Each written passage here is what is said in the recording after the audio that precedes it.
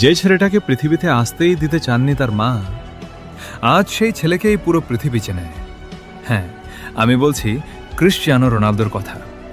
দারিদ্র্য, ক্ষুধা, অপমান সবকিছুর সাথে যুদ্ধ করে বড় হয়েছে এই মানুষটা। তার মা নিজেই একবার বলেছিলেন সংসারের অবস্থা এতটাই খারাপ ছিল যে তিনি রোনালদোকে জন্ম দিতে চাননি। কিন্তু ভাগ্য থেমে থাকেনি। ছোট্ট সেই ছেলেটা প্রতিদিন ঘন্টার পর ঘন্টা প্র্যাকটিস করত। বন্ধুরা যখন ঘুমাতো, রোনালদো তখন মাঠে দৌড়াতো। মানুষটাকে বলতো, তুমি পারবে না।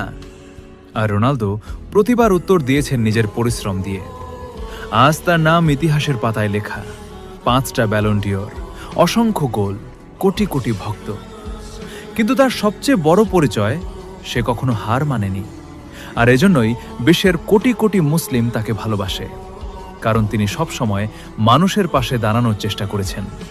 প্যালেস্তিনের মানুষের প্রতিও নিজের ভালোবাসা ও সম্মান দেখিয়েছেন। মানবতার জন্য তার এই সম্মান তাকে শুধু একজন ফুটবলার না, একজন বড় মনের মানুষ হিসেবেও পরিচিত করেছে। এই গল্পটা শুধু ফুটবলের না, এই গল্পটা প্রমাণ করে তোমার শুরুটা কেমন ছিল সেটা গুরুত্বপূর্ণ না, তুমি কতটা লড়াই করতে পারো সেটাই আসল। স্বপ্ন দেখো, পরিশ্রম করো, একদিন পুরো পৃথিবী তোমাকেও। যে ছেলেটাকে পৃথিবীতে আসতেই দিতে চাননি তার মা, আজ সেই ছেলেকেই পুরো পৃথিবী চেনে। হ্যাঁ, আমি বলছি ক্রিশ্চিয়ানো রোনালদোর কথা। দারিদ্র্য, ক্ষুধা, অপমান সবকিছুর সাথে যুদ্ধ করে বড় হয়েছে এই মানুষটা। তার মা নিজেই একবার বলেছিলেন সংসারের অবস্থা এতটাই খারাপ ছিল যে তিনি রোনালদোকে জন্ম দিতে চাননি। কিন্তু ভাগ্য থেমে থাকেনি। ছোট্ট সেই ছেলেটা প্রতিদিন ঘন্টার পর ঘন্টা প্র্যাকটিস করত। বন্ধুরা যখন ঘুমাতো, রোনালদো তখন মাঠে দৌড়াতো। মানুষটাকে বলতো, তুমি পারবে না। আর রোনালদো প্রতিবার উত্তর দিয়েছেন নিজের পরিশ্রম দিয়ে।